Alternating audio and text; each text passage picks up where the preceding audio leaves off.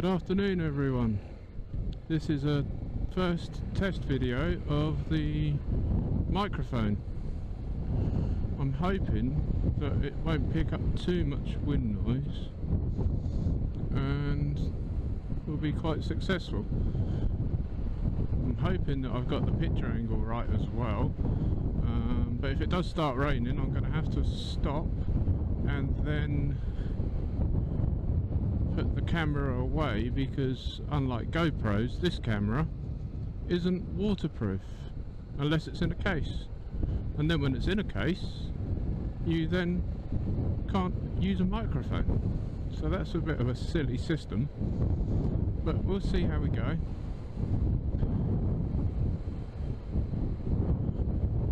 Watching all the rally cars, because there's a rally on at Bromley today.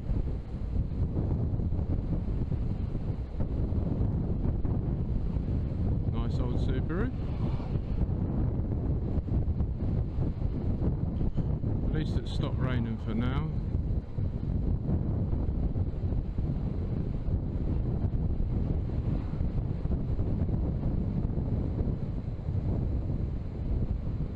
Ooh, nice Fiesta.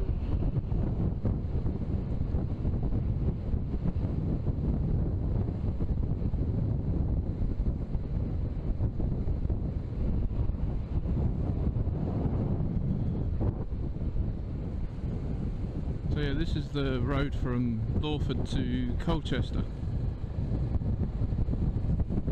A very rare kit car rally car.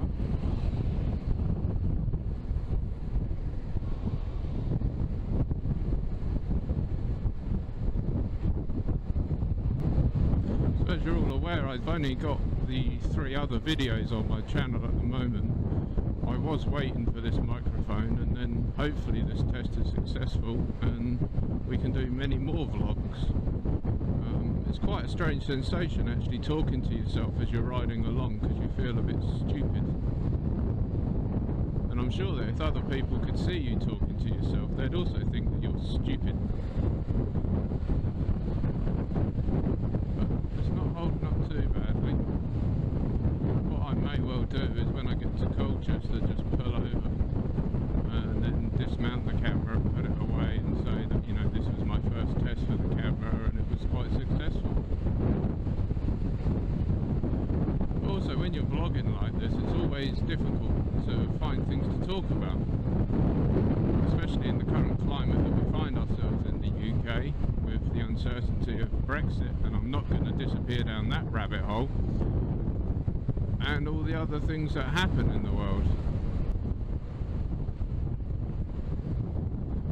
You know, what do a lot of vloggers talk about? That's what I find interesting, because I've watched quite a few of them, like TMF, I watch Richie Vida, I watch Spicy 110, Lamb Chop Rides, Teapot 1.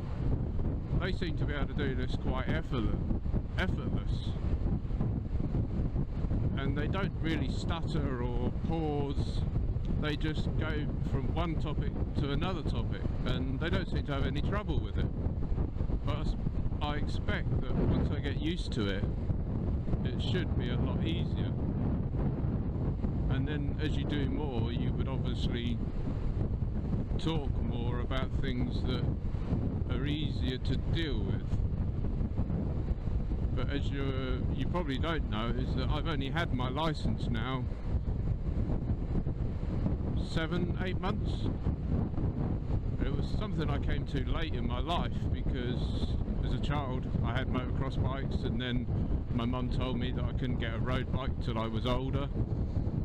She said 30 originally, but I managed to persuade her last year to let me go for it.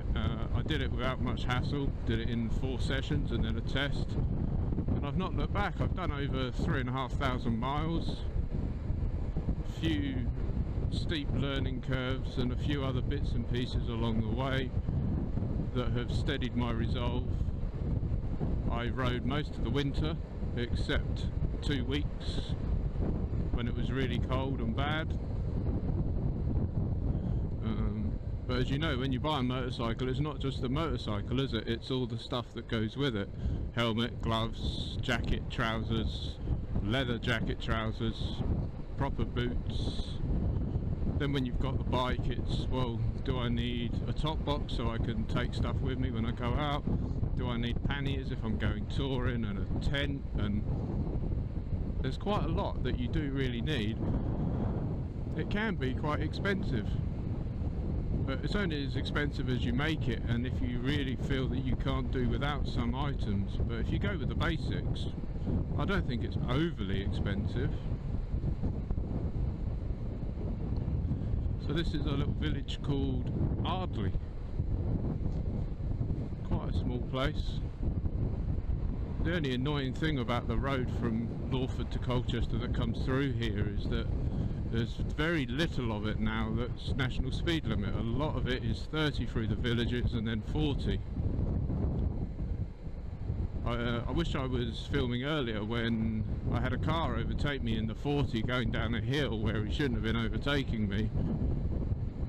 But, you know, I was doing 40 and I just sat there and minded my own business as he went by.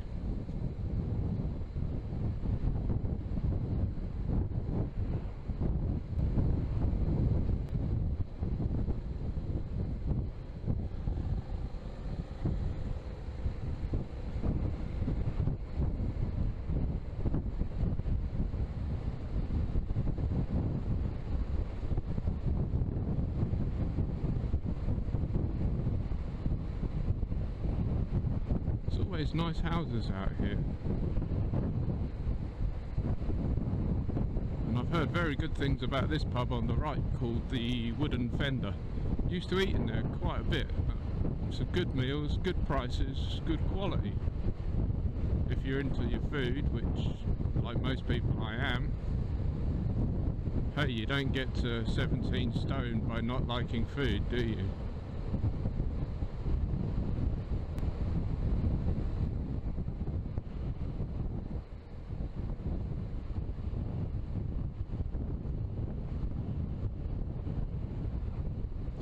And as we come along here, we'll have Ardley Reservoir on the right hand side. Huge reservoir. Supplies quite a lot of the water to Colchester. You can go sailing on the reservoir, you can also go fishing. But what I love about this bit coming up is that there's a nice bend. It can be quite a tricky bend depending on how fast you're going, because you're approaching it downhill, but you're lucky that you've got camber. So it feels quite nice on the bike, a bit like a roller coaster.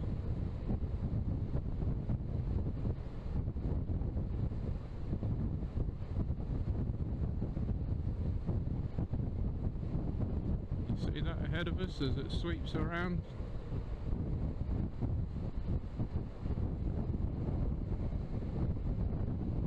And then the reservoir to my right with these channels.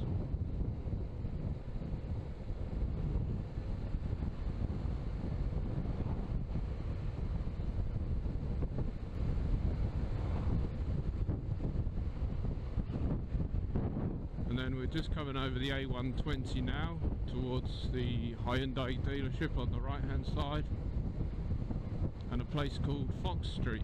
I don't know how this one got its name, because as you know, in the UK we have all these villages with, some of them have weird names, some of them straightforward names, but I've always fascinated as to how we come about getting those names for villages, because it's not an easy one to think of. I know what, let's call this Fox Street. And then as we go further along here, you come into a place called Welshwood Park. I wonder why they called it Welshwood Park. Admittedly, there's some nice houses there and there's some nice woodland, but I wonder where the name Welshwood comes from.